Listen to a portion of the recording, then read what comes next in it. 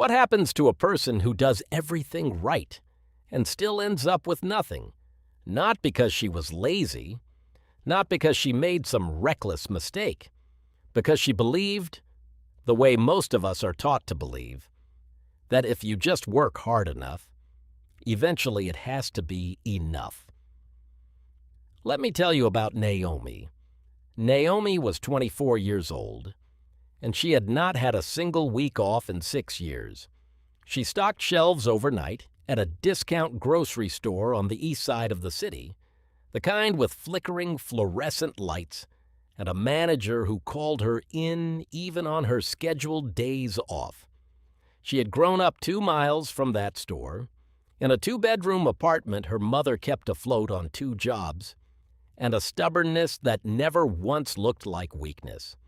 Naomi believed one thing completely: work hard enough, long enough, and the ground under you eventually turns solid.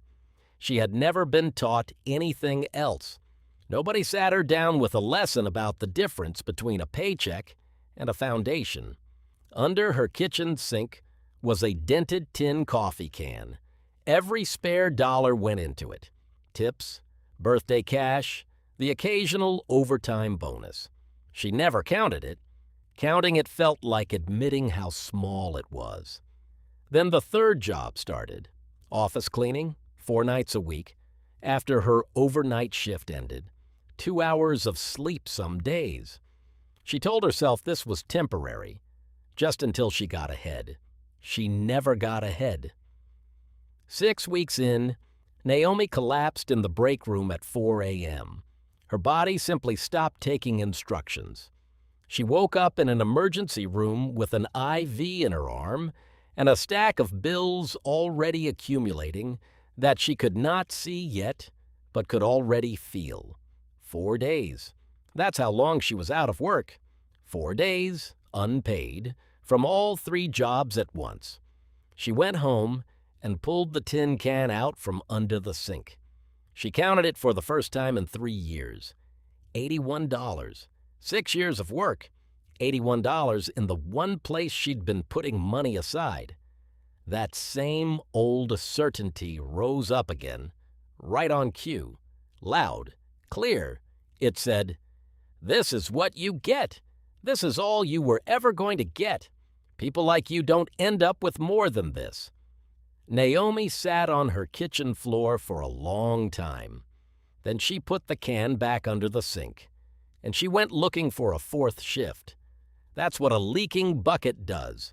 You can pour everything you have into it, every hour, every ounce of exhaustion, and it will still be empty at the bottom, because nothing you're pouring in is ever being caught. The 4th shift Naomi picked up was covering for a co-worker's cousin at a laundromat 2 blocks from her apartment. In the back room, an older woman named Miss Odessa sat mending clothes at a sewing machine that looked older than Naomi herself. Same seat, same lamp. Every single week Naomi came in, Miss Odessa was there, working with the same unhurried patience. One night, waiting for a dryer to finish, Naomi asked her, half joking, if she ever got tired of doing the same thing every week. Miss Odessa didn't look up. "I'm not doing the same thing every week," she said. "I'm doing the same thing every week that adds a little more to something else. That's different." She reached under the machine and pulled out a cloth-bound ledger, soft at the edges from age. She opened it on the table between them and pointed to the first page, a number from 19 years earlier, no bigger than what was in Naomi's coffee can. Then she ran her finger down the page, year by year, showing Naomi where that same money had gone. Not spent, not saved in a can, but placed somewhere it could grow on its own without her hands touching it. $1 you earn only works once, Miss Odessa said, tapping the page. $1 you own keeps working after you've gone home to sleep. She didn't explain further. She closed the ledger and went back to her sewing. Naomi walked home that night turning one sentence over and over. A dollar you own keeps working after you've gone home to sleep. The next morning, she quit the cleaning job. Not the grocery job. She needed the income. But she stopped trading every spare hour for a few more dollars in a can that never grew. She opened an account she didn't fully understand yet and moved $20 into it. 20. Day 3. Her sister laughed at her. $20, Naomi. You could have bought groceries with that. Day 9. She almost transferred it back. Rent was due, and $20 felt like it. Belonged in her hand, not in an account she couldn't see or touch. That same old certainty rose up again, right on cue, right before her thumb hit the transfer button. This was always going to be pointless. Put it back where you can use it. She set the phone down. She did not transfer it back. Day 16. For the first time, she checked the account, and it had grown, not by much, a few cents.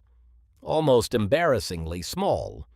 But it was money that had done something without her working a single extra hour to earn it. Day 24. She added $40 instead of $20.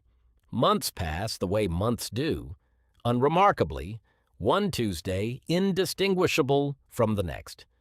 But something Naomi had never experienced before was happening quietly underneath the ordinary weeks. Money that grew whether she was clocked in or asleep. 2 years later, Naomi still worked the grocery store. She hadn't quit, hadn't found some overnight escape from hard work. The hard way perspective doesn't promise that, and neither did Miss Odessa. What had changed was smaller and larger at the same time. The coffee can was gone. In its place was something that didn't leak.